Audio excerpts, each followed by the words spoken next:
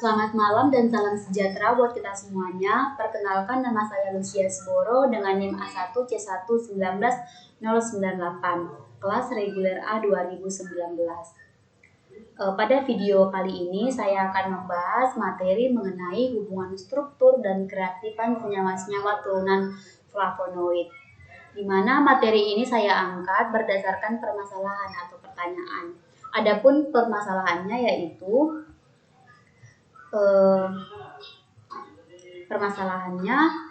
jelaskan bagaimana hubungan struktur dan kereaktifan salah satu gugus fungsi turunan flavonoid yang memiliki peran sangat penting dalam menentukan peningkatan aktivitas biologi pada penyakit tertentu, dan berikan contohnya. Nah, sebelum saya menjelaskan hubungan struktur dan kereaktifan senyawa-senyawa turunan flavonoid, kita harus mengetahui apa itu flavonoid. Nah, jadi flavonoid ini adalah metabolit sekunder. Jadi, metabolit sekunder ini merupakan peran penting yang terdapat pada tumbuhan. Adapun turunannya yaitu berasal dari 2-fenilbenzilpiron dengan biosintesisnya itu menggunakan jalur fenilpropanoid.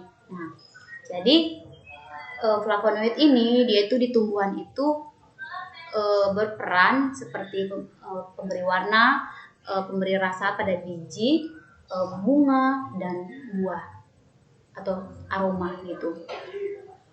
Flavonoid ini kan dapat memproteksi tumbuhan dari pengaruh lingkungan.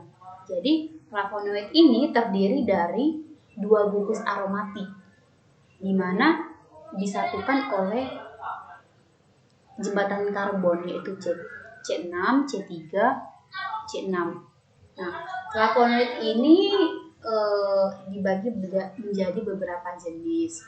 Jadi kita dapat melihat hubungan struktur dan kreativitasnya itu yaitu berdasarkan jenis dari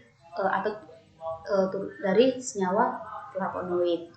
Nah, seperti contohnya saya ambil jenis flavonoid itu pada flavonol. Nah, jadi pada flavonol ini gugus aromatik itu kan cincinnya kan gugus aromatiknya itu kan berbentuk cincin B. Gugus aromatik itu kan berbentuk cincin. Dapat dilihat dari mekanisme yang telah saya tayangkan. Jadi gugus aromatik cincinnya itu yaitu berperan di dalam aktivitas flavonol. Nah, jadi dia ini memiliki hubungan di mana gugus aromatik yang berbentuk cincin yaitu pada gugus cincin B itu ini memiliki peran atau tanggung jawab terhadap aktivitas flavonol. Nah, mengapa? Karena adanya ikatan rangkap konjugasi. Nah, dapat dilihat pada nomor 2 dan 3. Nah, itu ada ikatan rangkap konjugasi yang memiliki kemampuan untuk mengganti elektron dari cincin B ke radikal bebas dan memecah radikal bebas. Jadi flavonol ini dapat dijumpai pada tomat, apel, anggur, dan lain-lain. Nah, selanjutnya hubungan struktur dan kreatifan ini dapat kita lihat pada jenis flavonon. Pada flavonon terdapat ciri khas yaitu cincin C-nya itu yaitu saturasi. Tadi kan pada flavonol itu kan cincinnya itu kan gugus aromatik itu kan berbentuk cincin, yaitu pada yang ditujukan pada cincin B tadi kan. Sedangkan flavonol ini dia ini cincin C itu yang saturasi seperti itu. Nah, selain itu dia juga mempunyai ikatan rangkap yang di antara posisi 2 dan 3 dapat dilihat pada mekanisme yang telah saya tayangkan. Nah, ini membedakan dengan flavon. Jadi pada flavon ini banyak banyak ditemukan pada buah jeruk, anggur, dan lemon. jika kita lihat pada jenis flavanol, dia itu pada jenis flavanol ini dia itu nggak terdapat ikatan rangka baik pada posisi 2 atau 3, dan juga gugus hidroksinya ini selalu melekat di posisi 3. Nah, dapat dilihat ya teman-teman yang ada cincin C. Nah, dan biasanya sih kalau flavanol ini ditemukan pada teh, kiwi, apel, dan lain-lain. Nah, jadi seperti tadi pertanyaannya, jadi flavonoid ini dia itu berperan penting di dalam mengurangi kadar glukosa pada darah, dan ini biasanya dialami oleh penderita diabetes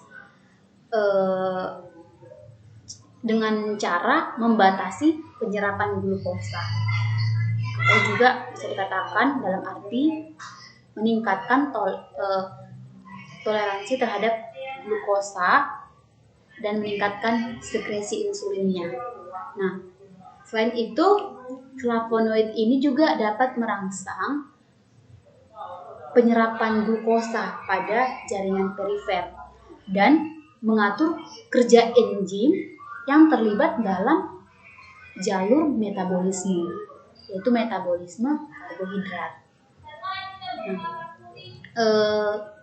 pada Adam Hawa kan terdapat antisianin. Nah, jadi sedangkan pada pucuk merah itu terdapat kalkon, di mana antosianin ini merupakan senyawa yang terdapat di flavonoid dan memiliki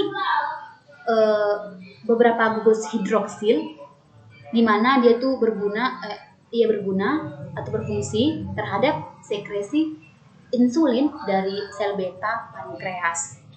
Nah, sehingga inilah mengakibatkan aktivitasnya itu hipoglikemi.